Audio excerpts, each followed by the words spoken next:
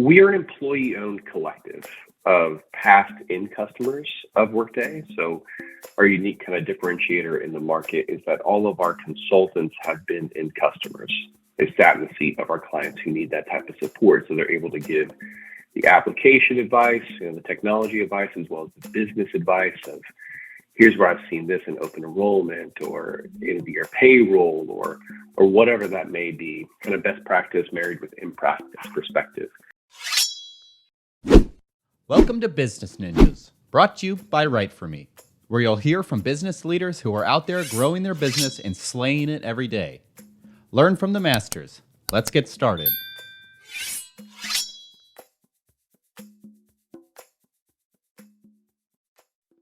Hey everybody, welcome back for another episode of Business Ninjas. I'm here today with Ryan Massie. He's the president and co-owner at Syssero. Ryan, welcome to the show. Thank you for having me. Yeah, excited to have you. So Ryan, tell me a little bit about yourself. Well, I currently serve as the president, as you said, of Syssero, which is a Workday consulting company specializing in services and support, enhancement, implementation of the Workday HCM and financial applications. Sales and talent teams report to me, parts of operations report to me, and then financials report to me. Okay. So tell me a little bit more about Syssero. Break that down, what your offerings are. Sure. So we are an employee-owned collective of past end customers of Workday. So our unique kind of differentiator in the market is that all of our consultants have been end customers. They sat in the seat of our clients who need that type of support. So they're able to give the application advice, the technology advice, as well as the business advice of here's where I've seen this in open enrollment or in your payroll or whatever that may be, kind of best practice married with in practice perspective. And we do that in a number of ways. We do that through time and materials, engagements, projects. But predominantly we do it in a real partnership with our clients under our what we call our access model, having access to all of our individuals. It's an AMS type of offering post go live. So we have functional people and technical people and change management people and project managers, and we just want to be the help that our clients need us to be. Yeah. So what would you say some of the biggest challenges are that your clients are having before they start working with Syssero? I think one of the biggest challenges they have are they don't know what they don't know. Workday is a really robust application, and it can do a lot of really cool things. And there's a lot on their to-do list, and there's a lot that they see in the sales cycle of Workday on the front end before they've opted in and said, yes, I want to go the Workday way. They see the ideal situation. So then when they come to us, they're like, my screens don't look the same, and I don't have a lot of documentation of ownership and how to get to this place of self-sufficiency with this system. We're there to teach them, to train them, to advance the solution. Our slogan is to advance the solution, empower your people to own that application. So a lot of our people don't know what they don't know. It was put in over either 4 months, 6 months, or 9 months. And this really robust, cool tool, all the widgets and things that they saw at the beginning aren't entirely there, and they don't know how to get to there. And often they don't know what may be turned on, what may be turned off, what may be configured, what may be built, what may need to be enhanced. So there's a lot of time that we spend in kind of understanding their current state and what are their hopes, what are their fears, what are they excited about, what was the reason they went to Workday in the first place, and really trying to get to that ideal future state as quickly and responsibly as we can. Interesting. So kind of talking about your clients, are there trends in different industries or, verticals that you see Syssero working with? We predominantly work with medium enterprise businesses. Okay. It's intentional on our part. Now, Workday has, over the past, I would say, 3 years plus, have been trying to go more down market.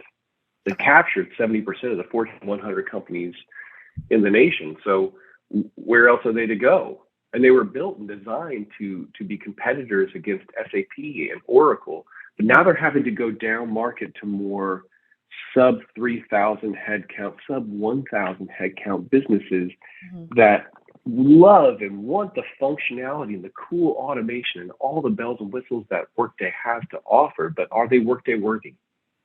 And so we're a small business partnering with other businesses who look like us in a lot of ways, going through an evolution, going through a growth season that's similar to ours, and they have a lot of common problems. That the problem that I often see is a misunderstanding of how much effort it would take to reach the automation, to reach the level of best practice and all the cool things that Workday can do. What does Mhm. that mean from a manual operational support Mhm. system? Mhm. There's not really a leave it and forget it. Every 2 times a year, Workday has these biannual releases where new functionality comes out. It's the power of Workday that everyone's on the same version, and that is amazing. Mm. But at the same time, with 2 releases and 2 big updates that are happening every single year, there's a lot of change that can happen in those releases. Mhm. And what is the internal structure, a client that is under 1,000 headcount, when they only have one person? That becomes a single point of failure. So we lean in and kind of become an extension of an HRIS team or financial team that is to come for that organization. So we're like a temporary addition to internal teams for a season, Mhm. teaching them how to become self-sufficient, giving them recommendations on that future state. Mhm. But I think that's the vertical that we work in Okay. predominantly, is that medium enterprise, as Workday goes after capturing that medium enterprise business. Mhm. But inherently, the solution is meant to play against the big dogs of SAP and Oracle. Now they're having to fight against Paychex and Paycom and a bunch of other smaller, fantastic solutions, Mhm. um, but less costly solutions. Yeah. So how do they justify the cost? What does it take? Automation is great, but there's always automators. Mhm. So those are some difficulties we see in our target audience. Mhm. But there's nothing prohibiting Workday from being in any particular industry vertical. Mhm. HR is HR, finance is Mhm. finance. Every Yeah. client comes to us thinking they're a unicorn in that sense, but people have to get paid. People have to have time off. People have to have a succession planning and a pathward up inside an organization. And Mhm. they have to have connections to a bank, and they have to have asset management and depreciation and all those type of things on the finance side as Mhm. well. So whether they're Johnson's Plumbing or Johnson and Johnson, HR and finance has some hard and fast rules, right? Mhm. Mhm. Mhm. Yeah, no, and I think you said that really well. Like you said, everyone thinks that they're like a unicorn. I think that's very, very funny and very true. But working to be an extension of somebody else's team is so important. And I imagine that takes a lot of trust too, for them to, trust you with their, services that they need. Absolutely. And that's why Amber Lowry, my business partner, had this idea of building an organization on the back of people who have been our current customers. Mhm. We're all on this Workday journey together. Mhm. We're just maybe 5 to 8 years down the road in self-sufficiency and capabilities inside the application than our clients. Mhm. So we know where they're at. We Mhm. know what pains they're feeling. Mhm. We've walked through them. Mhm. Um, so yeah. So kind of talking about working with you, and like you said, being a little bit ahead of them. What does the onboarding process look like? Walk me through, what that looks like. Well, it's custom. So we don't have a lot of our sales individuals recommending, here's the package level, here's the service offering, here's exactly what you need to do. We want to bring in our subject matter experts any chance we get to. So usually we have a discovery call and we kind of figure out what's happening. Back to that question of what's working, what's breaking, what are you excited about, what are you hopeful for, what are you afraid of, what's on fire, what's smoking right now, what do you see? Mhm. And we'll take in some of that information, share it with our internal subject matter experts, and set up that second call. So Mhm. we're always moving the ball down the field, but it really depends on the complexity of either the problem or the client. Okay. So the client may have multiple stakeholders that want to be a part of this dialogue, which adds complexity that we have to answer, so that we have multiple layers of executive leadership on our side, as well as salespeople, as well as professional services or program strategy on that call, answering the call and finding that alignment. Or maybe we just have that one HRIS Workday admin who's calling for help and saying, I'm drowning, putting in 60, 70-hour work weeks, and finally I have budget. How can you help? Mm-hmm. And then we find someone that is similar in skill set internally to bring onto that call and say, I can help. Mm-hmm. What does help look like? Mm-hmm. And so we custom fit every one of our engagements with the right talent, the right package, the right level of effort, and so forth. So onboarding takes between, I would say, 30 days, about 30 days. Yeah. To have a number of those conversations to right size the effort, to align the right resources, and so forth, to give them dedicated resources instead of a bench of players or just some tool and access only to our people. Yeah.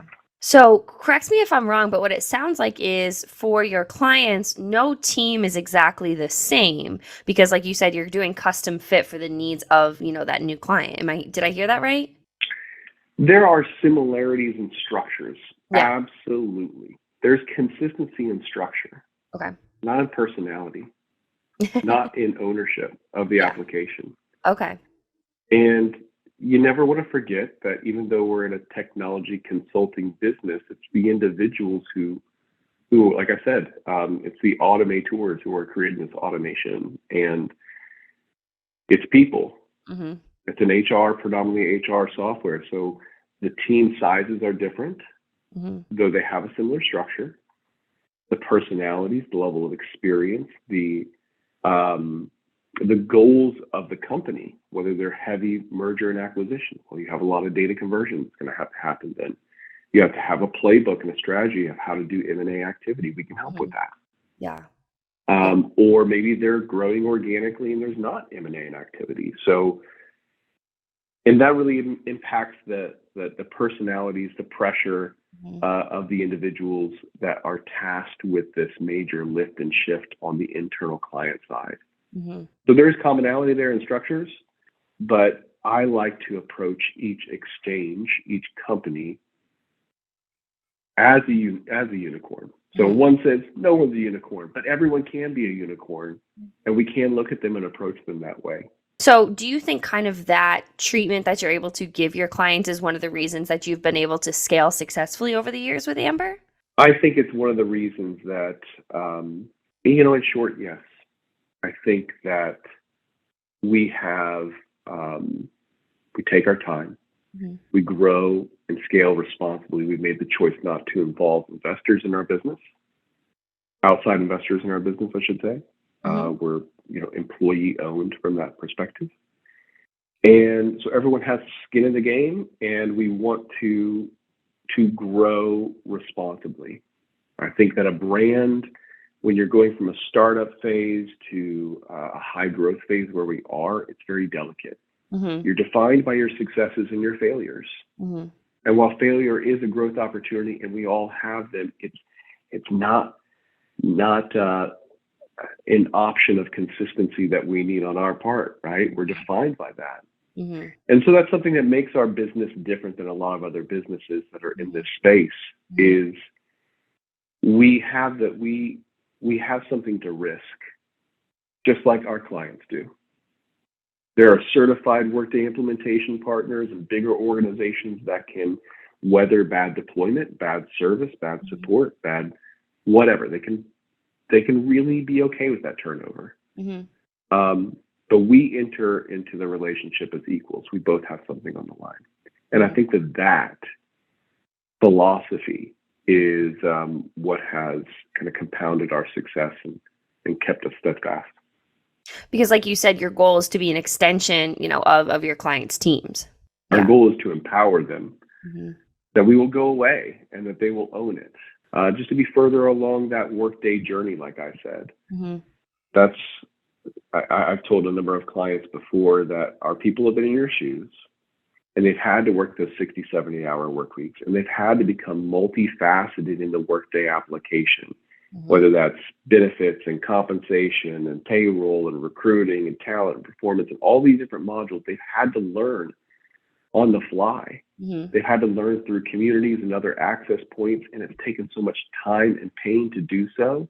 Our Hmm. people are just hell bent on you not having to live their journey. Ryan, what would you say the biggest misconception, about the industry, about Syssero, about Workday? What would you say the biggest misconception is?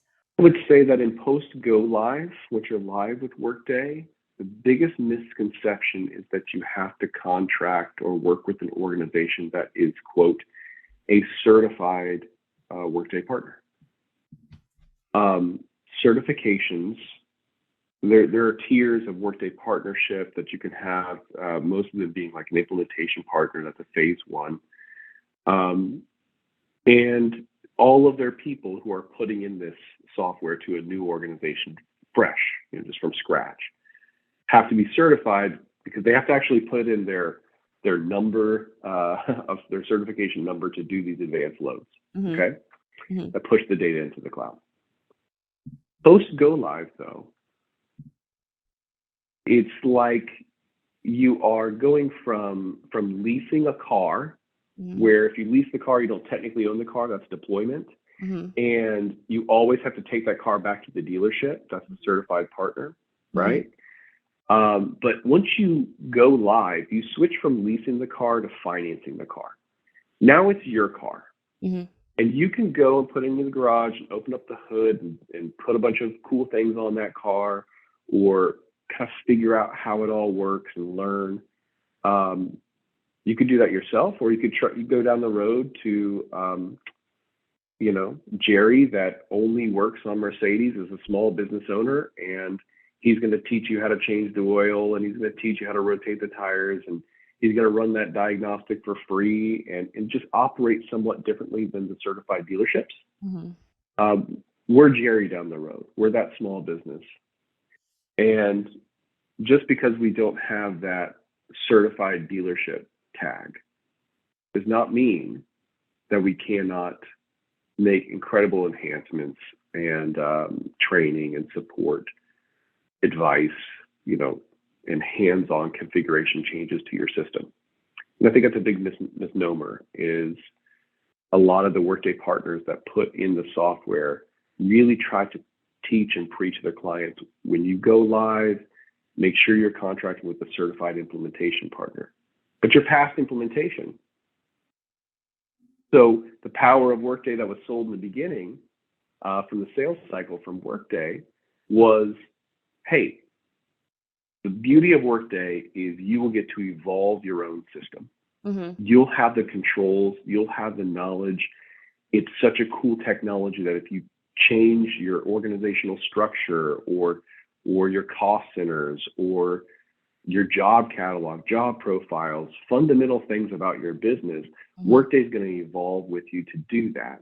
Hmm. But they have to give you, the client, the controls to be the evolving entity, to evolve it. Hmm. So we just are an extension of you. Yeah. Further down the road, we're not a certified implementation partner. You don't have to go down that road, because we're all on the same version.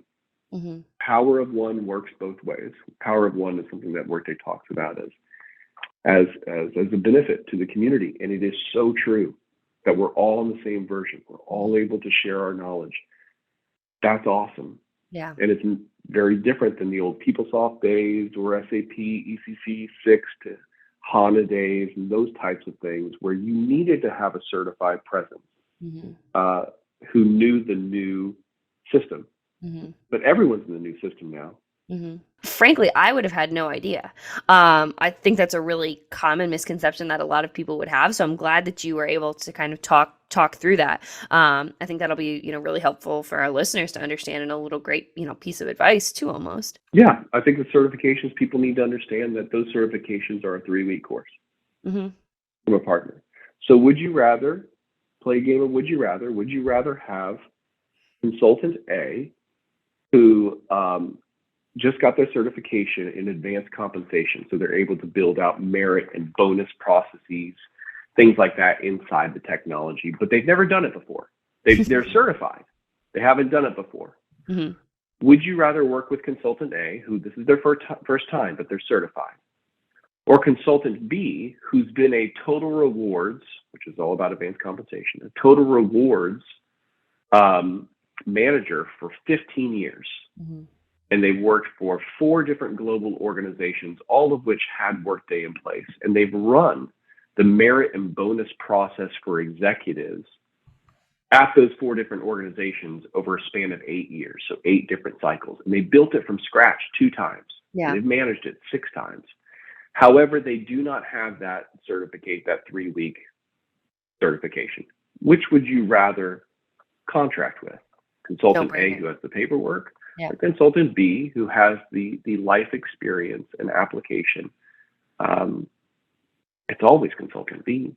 Yeah, always. No question. So Ryan, if somebody were to, try to reach you, learn more about Syssero, about Workday, how would they go about kind of learning more and starting? Well, they go to some of our social sites, and we have a presence on LinkedIn, but also Syssero.com, Syssero.com. And there are ways of engaging through our website and filling out some of that information of saying, hey, call me. Here's what I'm experiencing. Mm-hmm. Like, we can even get ahead of where you're at and what you may be feeling and experiencing as an end client, and enter that first conversation with some of those subject matter experts on the phone right away. That's fantastic. So that would be the best way. Okay, good to know. So Ryan, as we wrap up our conversation, I know you left us with some good information about, misconceptions in this space, but if you wanted to leave our listeners with one other, kind of piece of information, what would you just want to, wrap up the podcast and, leave our listeners with? I think I would like to leave the listeners, for clients that may be rudderless. They don't know what they don't know, like I said in the beginning. Mm-hmm. I would just like to say that you're not alone. It's okay. That it is a part of the journey. Mm-hmm. And there are organizations, Syssero being one, but there are many organizations out there that specialize in the post-go live environment of Workday. Mm-hmm. Find them. Be open with what you're seeing and what you're experiencing. And always work with an organization that's founded on character. Mm-hmm. And founded on integrity as what leads them, mm-hmm. rather than exceptional growth, scalability, the footprint of their organization, their name recognition, or bench players, or something of that nature. Mm-hmm. Find people who care, who have skin in the game. Mm-hmm. That they're going to be the ones that are going to help advance the solution the best. Well, Ryan, this has been a great conversation. I really appreciate you taking the time to, to break down Syssero, to break down Workday for me. I think this has been a really great episode of Business Ninjas, and I appreciate having you on the show today. Thank you. I appreciate you giving me your time.